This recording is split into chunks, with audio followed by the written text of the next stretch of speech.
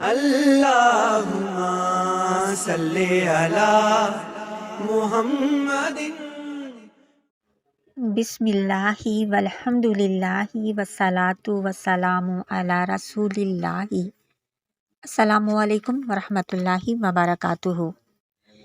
بدعت لفظ بادہ سے ہے، جس کے معنی ہے اضافہ، انوکھا پن یا نیا، یعنی دین میں کوئی ایسا نیا طریقہ یا رسم یا کوئی کام ثواب اور نیکی سمجھ کر شامل کر لیا جائے جس کی دلیل قرآن اور سنت سے نہ ملتی ہو، اس کو بدعت کہتے ہیں۔ ہمارے ہاں اکثر بدعات کا تعلق ایسی خود سے بنائی گئی رسومات سے ہے جو ہمارے آباء و اجداد یا پھر غیر مسلم کی دیکھا دیکھی اپنا لی گئی ہیں۔ دین اسلام ایک مکمل دین ہے۔ نئی شریعت ایجاد کرنے کا مطلب یہ ہوا کہ اسلام کو ناقص سمجھا گیا ہے، یا پھر یہ مطلب ہوا کہ وحی کے نزول کے وقت نعوذ باللہ اللہ تعالیٰ کو معلوم نہیں تھا، یا پھر اللہ تعالیٰ کو معلوم تو تھا لیکن وہ بتانا بھول گیا، یا پھر یہ سمجھا جائے کہ اللہ تعالیٰ نے یہ بات بتا تو دی تھی لیکن نبی کریم صلی اللہ علیہ وآلہ وسلم سمجھے نہیں، یا پھر سمجھنے کے بعد امت کو بتانا بھول گئے، یا یہ کہا جائے کہ صحابہ اکرام نے اس دین کو پوری طرح آگے نہیں پہنچایا یا خود اس پر عمل نہیں کیا، اور ہمارے علماء اور مشائخ کو ان باتوں کی اب سمجھ آئی یا نیا الہام ہوا۔ لیکن اگر ان میں سے کوئی بھی بات نہیں ہے تو پھر اللہ اور اللہ کے رسول کے ساتھ بغاوت کیسی؟ بدعت پر خطبات دیتے ہوئے نبی کریم صلی اللہ علیہ وآلہ وسلم نے فرمایا، قیامت کے دن میری امت کے کچھ لوگوں کو لایا جائے گا اور انہیں بائیں راستہ کی طرف ڈال دیا جائے گا۔ میں کہوں گا میرے رب، یہ میرے ساتھی ہیں۔ اللہ تعالیٰ فرمائیں گے، تم نہیں جانتے انہوں نے تمہارے بعد دین میں کیا کیا بدعتیں ایجاد کی۔ یہ صحیح بخاری کی حدیث ہے۔ بدعات کی بہت سی قسمیں ہیں لیکن چند ایک آپ کے سامنے رکھتے ہیں۔ بیماری کی حالت میں بدعات۔ بیماری کی حالت میں خاک شفا، تعویذ، دھاگے، منکے حاصل کرنے کے لیے زندہ پیروں کے پاس جانا۔ یہ پیر سادہ لو عوام کو فوت شدہ بزرگوں کے نام کی نظر، نیاز اور چڑھاوے وغیرہ کے لیے مجبور کرتے ہیں۔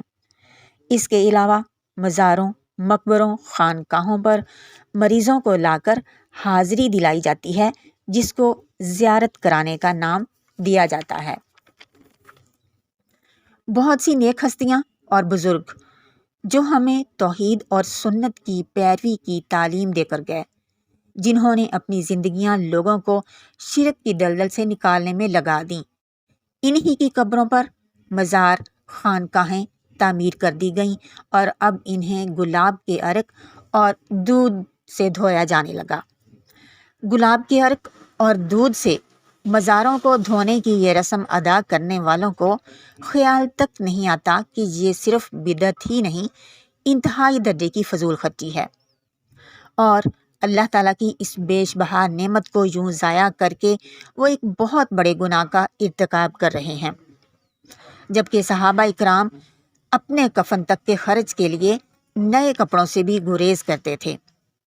سیدنا ابوبکر صدیق سے ان کی زندگی میں جب کپڑوں میں سے کفن کے انتخاب کے بارے میں پوچھا گیا تو انہوں نے فرمایا، نئے کپڑوں کا زندہ زیادہ مستحق ہے، میرے لیے بس یہ پرانے ہی کافی ہوں گے۔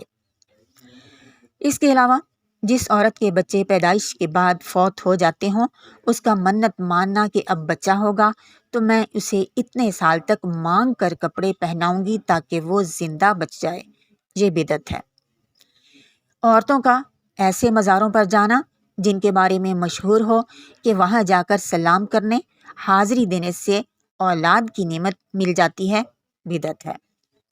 مزاروں پر پڑے مخصوص پتھروں کو اٹھا کر جسم پر درد کے مقامات پر ملنا، مزاروں پر چلنے والے چراغوں سے تیل لے کر جسم کے تکلیف زدہ حصوں پر لگانا، بدعت ہے۔ اسی طرح اگر کوئی مریض بہت کمزور ہو گیا ہو، بالکل سوکھ چکا ہو، تو اس کے علاج کے لیے اناج دریا کے کنارے گیلی سطح کے نیچے دبانا اور عقیدہ رکھنا کہ جیسے جیسے دانے پھولیں گے بچے کا کمزور جسم صحت مند ہو جائے گا، بدعت ہے۔ میت کی بدعات، کوئی فوت ہو جائے تو جب تک میت گھر میں ہو 14 بار سورۃ البقرہ پڑھنا، جبکہ یہ کسی حدیث سے ثابت نہیں ہے۔ جنازہ کی بدعت، جنازہ کو پھولوں سے یا قرآنی آیات سے لکھی ہوئی چادروں سے سجا کر لے جانا، فوٹوگرافی کرنا، جنازے کو لے جاتے ہوئے اونچی آواز سے کلمہ شہادت کی صدا لگانا بدعت ہے۔ دفن کی بدعات، فوت شدہ شخص کو دفن کرتے ہوئے میت کے سینے پر عہد نامہ رکھنا یا کچھ پاکیزہ کلمات یہ سمجھ کر میت کے ساتھ رکھنا کہ اس کی وجہ سے میت ہر طرح کے عذاب سے محفوظ رہے گی، یہ بدعت ہے۔ قبر کی بدعات، پختہ قبریں بنانا، ان پر شجرہ نسب یا پھر شعر و شاعری کی تختی لگانا بدعت ہے۔ قبروں پر میلے پرس لگانا، مزاروں پر جانور ذبح کرنا، قبروں پر اگربتیاں جلانا، ڈھول پیٹتے ہوئے اور دھمال ڈالتے ہوئے مزاروں پر جانا اور چادریں چڑھانا بدعت ہے۔ روح سے متعلق بدعات، یہ عقیدہ رکھنا کہ مرنے والے کی روح 40 دن تک گھر آتی ہے، اس وجہ سے 40 راتیں اپنے گھر روشنی جلا کر رکھنا۔ میت کے ایصال ثواب کی بدعات، میت کے ایصال ثواب کے لیے بے شمار غیر مسنون کام کیے جاتے ہیں جن کا دین سے کوئی تعلق نہیں ہوتا، یعنی مخصوص دنوں میں مخصوص انتظامات کرنا اور پھر مرنے والے کے گھر جمع ہونا۔ بدعت اسلامی معاشرے میں پھیلنے والی بہت سی برائیوں کی جڑ ہے۔ یہ تمام رسومات سراسر بدعتیں ہیں جن کا دین سے دور کا بھی واسطہ نہیں، اور ان کو تحقیق کیے بنا محض باپ دادا کی پیروی کرتے ہوئے اپنا لیا جاتا ہے، اور یہ سب صرف ہمارے عقیدے کی کمزوری اور دین کا علم نہ ہونے کی وجہ سے ہوتا ہے۔ دعا ہے اللہ رب العزت ہمیں ہر قسم کی بدعت سے محفوظ رکھے۔ السلام علیکم ورحمۃ اللہ وبرکاتہ۔